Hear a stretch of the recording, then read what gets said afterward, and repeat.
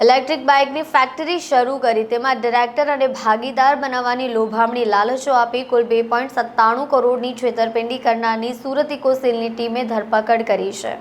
સુરત શહેરમાં લોકો મોટા વેપાર ધંધા સાથે સંકળાયેલા છે। આધુનિક જમાનાથી અત્યાધુનિક જમાના તરફ જતા લોકોને ઝડપી રૂપિયા કમાવાની લાલચમાં ઘણા શોર્ટકટ રસ્તાઓ અપનાવતા હોય છે। ઘણી વખત તક સાધુઓ આવા લોકોનો ફાયદો ઉઠાવી તકનો લાભ ઉઠાવી છેતરપિંડી કરતા અને લોકોના રૂપિયા પડાવી લેતા જોવા મળતા હોય છે।